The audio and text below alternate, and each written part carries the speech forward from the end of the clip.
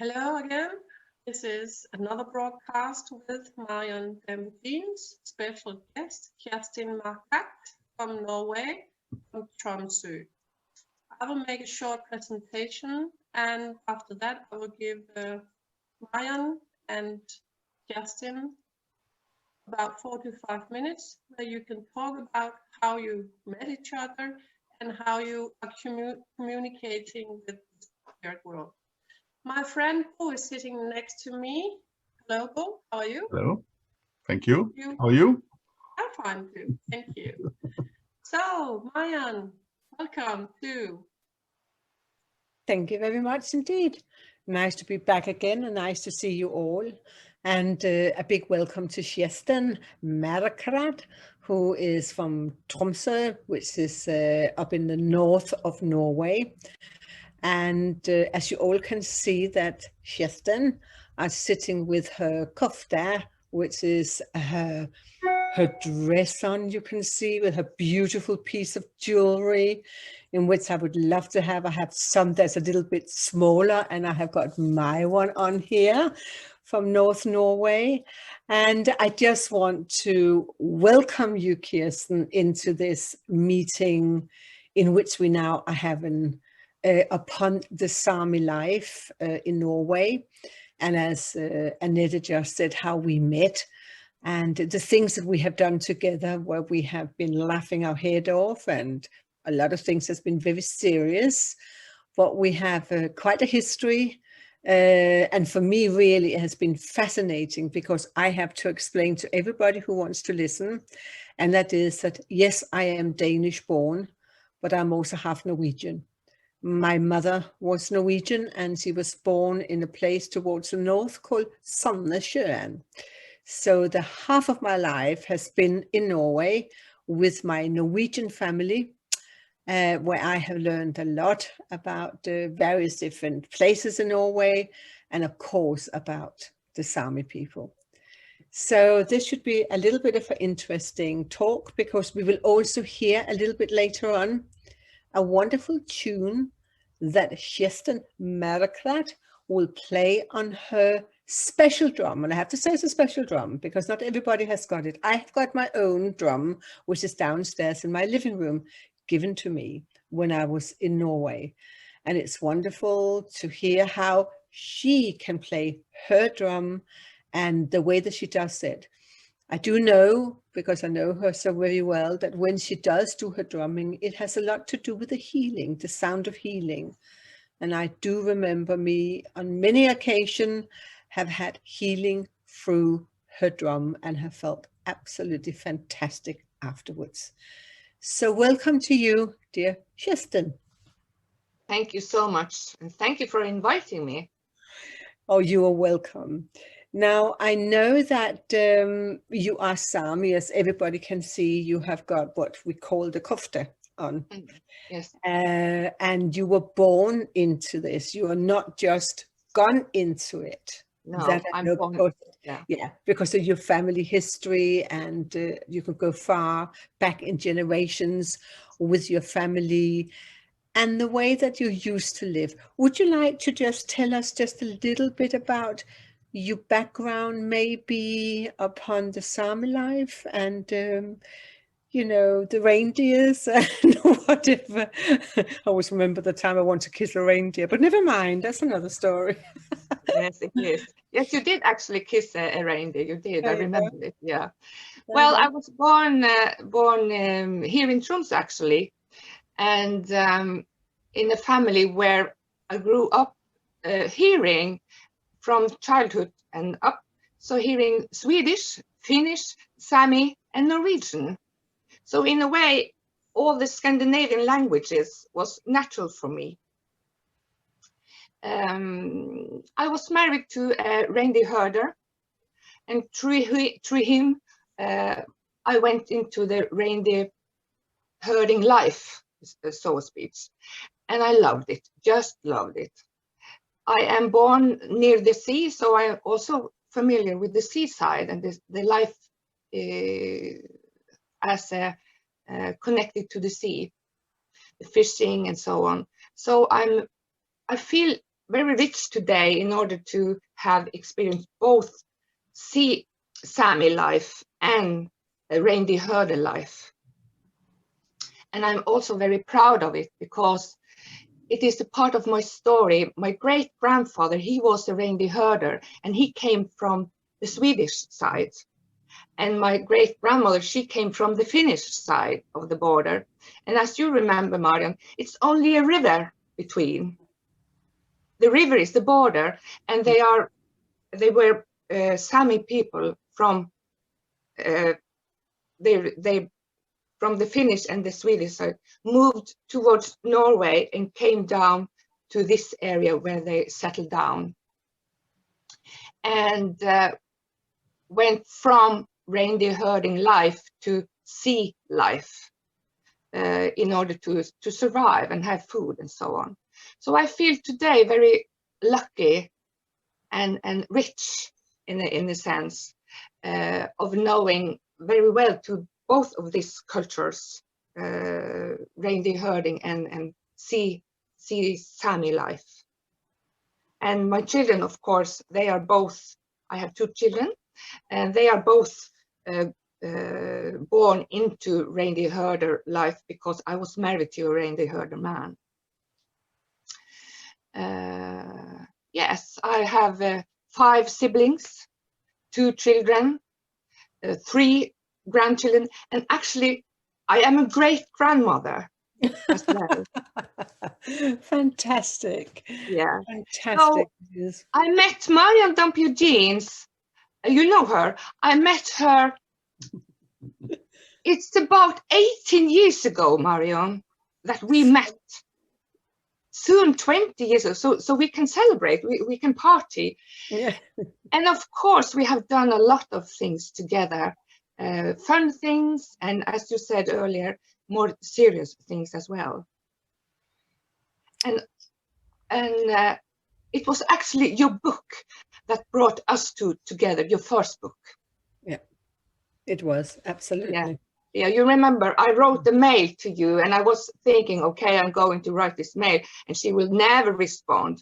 But actually, it was almost before I clicked on the send button, I got a mail back, and it was really, really fun. And we have since then known each other.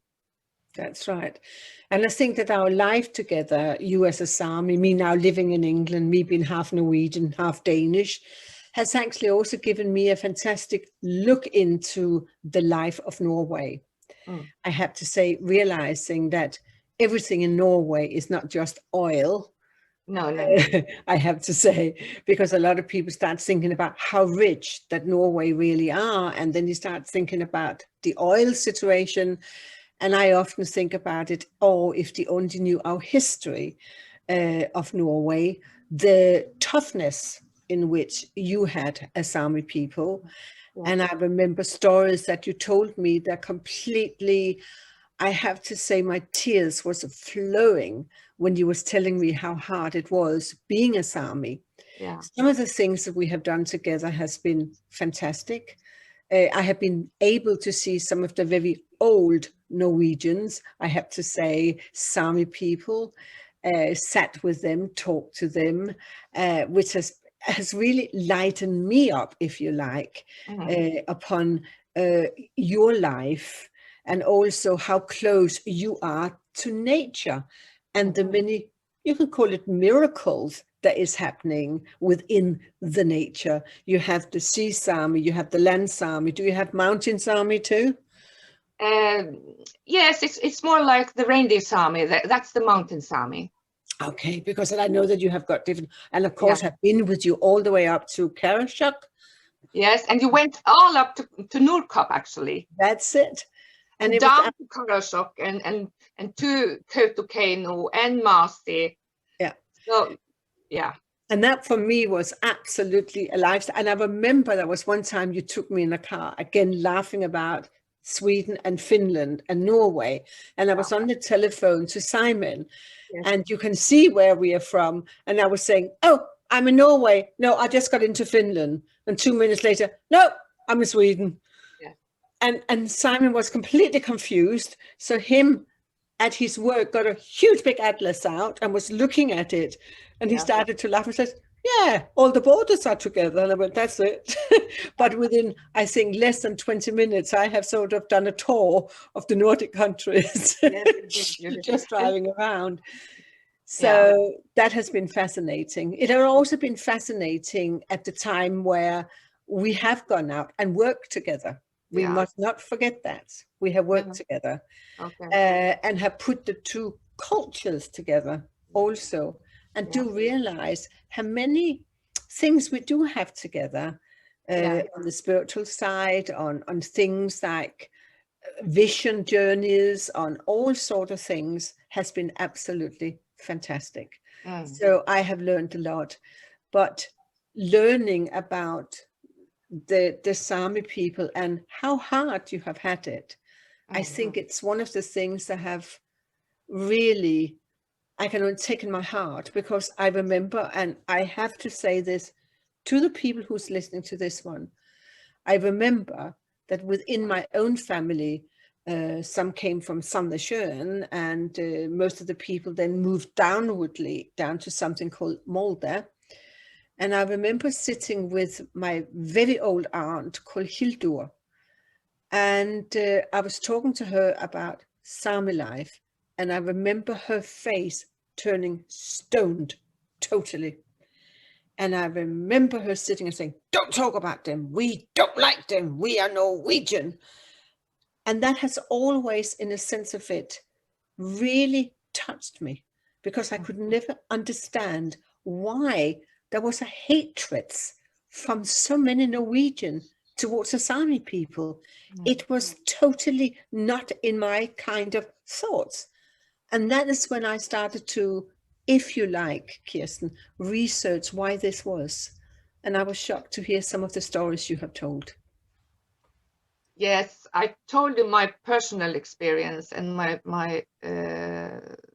and also I believe I told you about my father when he grew up, because it was forbidden by law to speak the language, you know.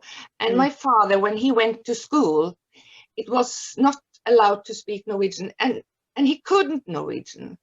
He just couldn't it, because at home they were speaking Sami language or Finnish, or so actually he couldn't. And he told me once that he was at the school and he wanted to go to the loo, and he raised his hand and standing up beside the table, and he wanted to ask the teacher for leaving the room, and the teacher wanted him to ask in Norwegian, and he couldn't.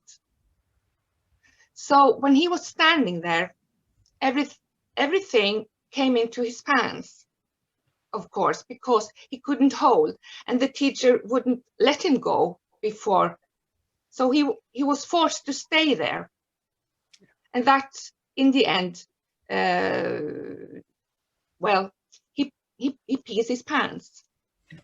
I remember that story very well, and I remember it touched me quite a lot listening to this, and listening to how, I have to say, even my own forefathers have been to the Sami people. And I know that we hear a lot about the North American Red Indian, how they were treated by the American. Well, I'm afraid to say that the Norwegian wasn't much better. No, there was not, but I do believe it's not of hatred. I don't think so. No, I think it is lack of information, lack of something new, something foreign, and knowledge. Yes, indeed, and people are afraid, and often when people are afraid, they can seem angry and hatred. But I don't believe it's no, I don't believe it's hate. It's more they don't know. Yeah, I just remember as I said, my great aunt's face. That's what I remember more than anything. Yeah. And when I started to look into to see, do you see what I mean? What was this all about? And I have to say, I found a nation that was great. I found great fun. Absolutely.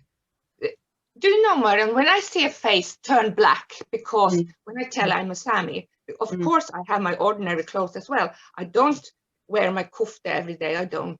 I have my ordinary clothes. And when I tell people that I am a Sami woman, and if I see the faces goes black and down, then I got suspicious. Why are they reacting like that? My suspicion is maybe their history is, who knows? Yeah, here. And that is why I often ask the name. And I ask okay, do you know your grandparents? What are their names? Because I can hear through the names sometimes where they come from. Absolutely. It's very interesting because very often the people, in my experience, very often when people turn black in their faces, very often it's because they are themselves a kind of hidden Sami. Yeah. Very, very interesting. But as we are carrying on with our little conversation, we also have to remember some of the fantastic things that I witness within the Sami life. And I think I would like to tell by this time just a little story about the Sami and what I have experienced and what I myself has had to witness. There's two. There's one about a haunting, and then there's another one really about healing. As I already have said, you have got a drum in which gives the most fantastic healing sound, in which we will hear. But do you remember when we was out and I had my ankle? I did some damage to my ankle, so I sort of tipped, if you like, and I had the most swollen, sort of bloody, I have to say, hurting ankle. And I remember at that time you said, oh, let's go and see another Sami woman. We went to Masi. That's it. We went to my friend Britta. Yeah. And then I remember coming into her kitchen, and I remember hopping in and taking my shoe off. And she put my foot onto the kitchen table, if you like, this kind of thing. And the next things I remember were that she went over to a drawer, and then she opened the drawer like this, and you could hear all the knife and fork like this with it. And she came out with a huge big knife, and it had a very, very strange kind of handle on it, made that, I think, of a reindeer horn on it with things on it. And it also looked a bit rusty, but it was definitely a huge, big sort of knife. And she came over, and then she took this knife and she started moving it up and down my sort of leg and my and my ankle. And all I think that I could think about at that time was goodbye foot. I thought she was going to chop it. But there was this sensation when this happened, and you could see my foot that was very, very swollen, suddenly shrinking in. And my foot went back to normal again, and I could walk. Yes. Now, I have never in my life ever seen that before, that an old knife from a drawer, your friend who's also Sami, doing something with this knife. Would you explain or just talk a bit about it if you can? Yes, we can talk about it because I remember it very well. Because when you came into the kitchen, Britta saw your foot, and she was asking me in Sami what's going on with her. And I asked her to, why don't you do something, help Marion? And she did.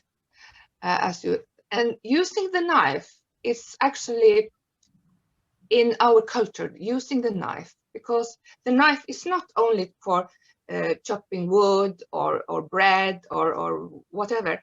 It's also a tool of healing.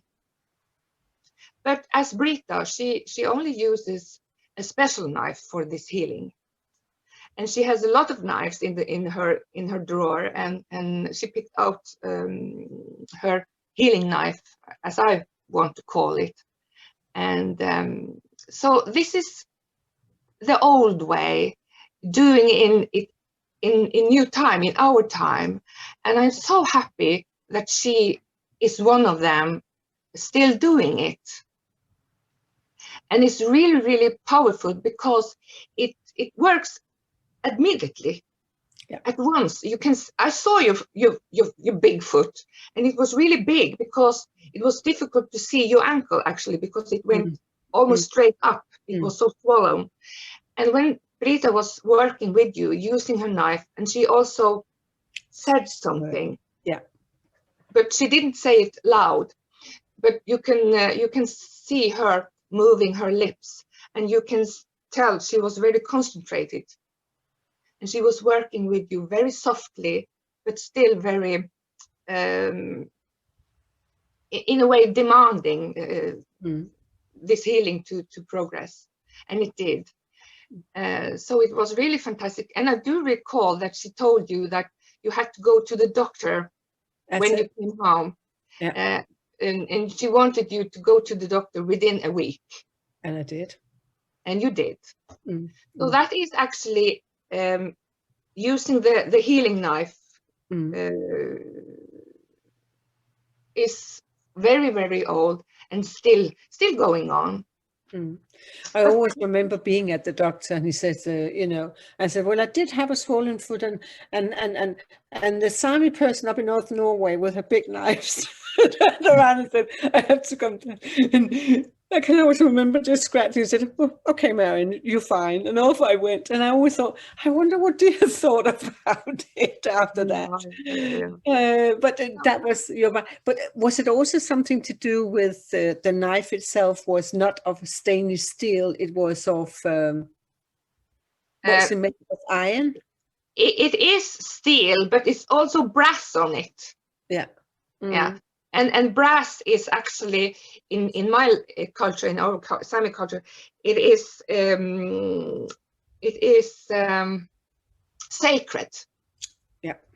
Yeah. And when brass is on the knife, it is sacred in order to prevent that evil goes into the knife. Yeah. So it is and it's of course antlers as well on the knife, but it is that kind of knife is with brass and steel and wood and a little bit bone. Yeah, because I know that you took me and you showed me some holy places all over the place, which I also again found was very, interesting. And then on one stage we went for a little walk, and you asked me to lie down in the path. I remember, why didn't you sit over there in that path or lie down or whatever you want to? I don't remember that, Kjerstin. So I sat down and I turned that way and I turned that way. And I said, well, I can't. I said, sit still here. And you started to laugh. And I said, no, I know you can't, because that's where the Sami people walk. And that was the energies were so powerful that I could lie down, sit down, I couldn't do anything. And I think that I started to have the knowledge of the power of the Sami people and the natural laws in which you obviously operates with, also things from the nature. I was all the time by you introduced to nature. The only things that you introduced me with, and I should try, I never did. And I still refuse it today. And that was cut tongues from a fish. No way should I eat them fried, grilled, or anything else. I saw them curled around. That was your delicacy. It's they are so delicious. They are so delicious. And that is the seaside of me, because that kind of food that's life. We have to survive, and it's so tasty, Marion. Oh, yeah, you keep saying. Okay, you didn't eat it, but I'm very proud of you, because you have eaten reindeer tongue, reindeer heart, smoked reindeer meat, dried reindeer meat. You have eaten almost everything on the reindeer, but you didn't on the fish. I left that well alone. And when I tell that story, a lot of people say to me, yeah, and fish don't have tongues. And I said, well, this bloody one did. I have to explain, yes, they do have tongues. I saw them. I saw them. So a lot of very interesting healing stories. There's a lot of the energy stories we can talk about. Do you know what I mean?